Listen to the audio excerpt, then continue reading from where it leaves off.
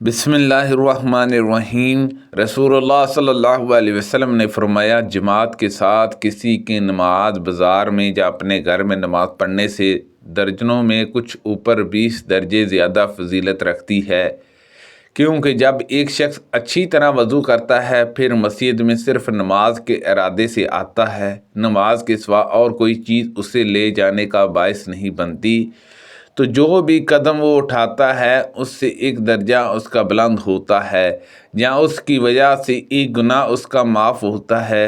اور جب تک ایک شخص اپنے اس مسئلے پر بیٹھا رہتا ہے، اس پر اس نے نماز پڑھی ہے، تو فرشتے برابر اس کے لیے رحمت کی دعا یوں کرتے رہتے ہیں، اے اللہ عز و جل اس پر اپنی رحمتیں نازل فرما، اے اللہ اس پر رحم فرما۔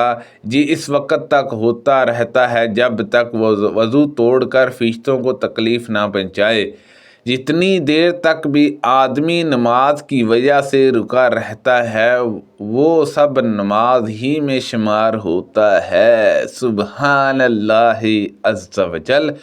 نبی کریم صلی اللہ علیہ وسلم ایک مرتبہ بازار میں تھے، ایک شخص نے پکارا، اے ابو القاسم۔ آپ صلی اللہ علیہ وسلم نے اس کی طرف دیکھا، کیونکہ آپ کی کنیت بھی ابو القاسم ہی تھی۔ اس پر اس شخص نے کہا کہ میں نے تو اس کو بلایا تھا، یعنی ایک دوسرے شخص کو جو بھی ابو القاسم ہی کی کنیت رکھتا تھا۔ آپ صلی اللہ علیہ وسلم نے فرمایا کہ تم لوگ میرے نام پر نام رکھا کرو، کیونکہ میری کنیت تم اپنے لیے نہ رکھو۔ ایک شخص نے بقیہ میں کسی کو پکارا، اے ابو القاسم۔ نبی کریم صلی اللہ علیہ وسلم نے اس کی طرف دیکھا تو اس شخص نے کہا کہ میں نے آپ کو نہیں پکارا، اس دوسرے آدمی کو پکارا تھا۔ آپ صلی اللہ علیہ وسلم نے فرمایا، میرے نام پر نام رکھا کرو لیکن میری کنیت نہ رکھا کرو۔ رسول اللہ صلی اللہ علیہ وسلم دن کے ایک حصے میں تشریف لے جاتے، نہ آپ صلی اللہ علیہ وسلم نے مجھ سے کوئی بات کی اور نہ میں نے آپ صلی اللہ علیہ وسلم سے۔ اسی طرح آپ بنو کنیکا کے بازار میں آئے، پھر واپس ہوئے اور فاطمہ رضی اللہ عنہا کے گھر کے آنگن میں بیٹھ گئے اور فرمایا، وہ بچہ کہاں ہے، وہ بچہ کہاں ہے؟ فاطمہ رضی اللہ عنہا کسی مشغولیت کی وجہ سے فوراً آپ صلی اللہ علیہ وسلم کی خدمت میں حاضر نہ ہو سکی۔ میں نے خیال کیا ممکن ہے حسن رضی اللہ عنہ کو کراتا وغیرہ پہنا رہی تھی یا نہلا رہی ہوں۔ تھوڑی ہی دیر بعد حسن رضی اللہ عنہ دوڑتے ہوئے آئے، آپ نے ان کو سینے سے لگایا اور بوسہ لیا، پھر فرمایا، اے اللہ اسے محبوب رکھ اور اس شخص کو بھی محبوب رکھ جو اس سے محبت رکھے۔ سبحان اللہ عز و جل۔ سفیان نے کہا کہ عبید اللہ نے مجھے خبر دی، انہوں نے نافع بن جبیر کو دیکھا کہ انہوں نے وتر کی نماز صرف ایک ہی رکعت پڑھی تھی۔ صحابہ رضی اللہ عنہم نبی کریم صلی اللہ علیہ وسلم کے زمانے میں غلہ قافلوں سے خریدتے تو آپ ان کے پاس کوئی آدمی بیچ کر وہیں پر جہاں انہوں نے غلہ خریدا ہوتا اسے غلے کو بیچنے سے منع فرما دیتے اور اسے وہاں سے لا کر بیچنے کا حکم ہوتا جہاں عام طور سے غلہ بکتا تھا۔ نبی کریم صلی اللہ علیہ وسلم نے غلے کو پوری طرح اپنے قبضے میں کرنے سے پہلے اسے بیچنے سے منع فرمایا۔ رسول اللہ صلی اللہ علیہ وسلم کی جو صفات تورات میں آئی ان کے متعلق مجھے کچھ بتائیے۔ انہوں نے کہا، ہاں قسم اللہ کی، آپ صلی اللہ علیہ وسلم کی تورات میں بالکل بعض وہی صفات آئی ہیں جو قرآن شریف میں مذکور ہیں، جیسے کہ اے نبی ہم نے تمہیں گواہ، خوشخبری دینے والا، ڈرانے والا اور ان پڑھ قوم کی حفاظت کرنے والا بنا کر بھیجا ہے۔ تم میرے بندے اور میرے رسول ہو، میں نے تمہارا نام متوکل رکھا ہے، تم نہ بدخواہ ہو، نہ سخت دل، اور نہ بازاروں میں شور و گل مچانے والے۔ اور تورات میں یہ بھی لکھا ہوا ہے کہ وہ میرا بندہ اور رسول برائی کا بدلہ برائی سے نہیں لے گا، بالکل معاف اور درگزر کرے گا۔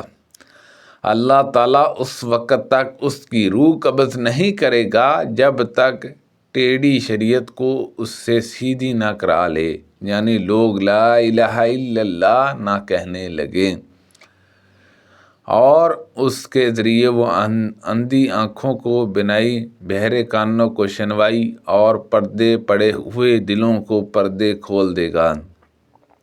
اس حدیث کی مطابعت عبدالعزیز بن ابی سلمہ نے بلال سے کی ہے، اور سعید نے بیان کیا کہ ان سے بلال نے، ان سے عطا نے کہ غلفہ ہر اس چیز کو کہتے ہیں جو پردے میں ہو، سیف الغلفہ والقصو الغلفہ اسی سے ہے، اور رجل الغلفہ اس شخص کو کہتے ہیں جس کا ختنہ نہ ہوا ہو۔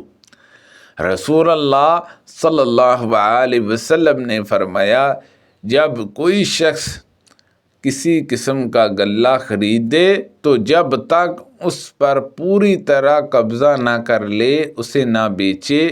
جب عبداللہ بن عمر بن حزم رضی اللہ عنہ میرے باپ شہید ہو گئے تو ان کے ذمے لوگوں کا کچھ قرض باقی تھا، اسی لیے میں نے نبی کریم صلی اللہ علیہ وسلم کے ذریعے کوشش کی کہ قرض خواہ کچھ اپنے قرضوں میں معافی کر دے۔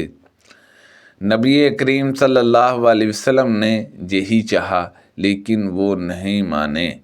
آپ صلی اللہ علیہ وسلم نے مجھ سے فرمایا کہ جاؤ اپنی تمام کھجور کی قسموں کو الگ الگ کر لو، عجوہ ایک خاص قسم کی کھجور کو الگ رکھ، اور ازک زید کھجور کی ایک قسم کو الگ کر، پھر مجھ کو بلاوا بھیج۔ میں نے ایسا ہی کیا اور نبی کریم صلی اللہ علیہ وسلم کو کہلا بھیجا۔ آپ صلی اللہ علیہ وسلم تشریف لائے اور کھجوروں کے ڈیر پر جاں بیج میں بیٹھ گئے اور فرمایا کہ اب ان قرض خواہ کو ناپ کر دو۔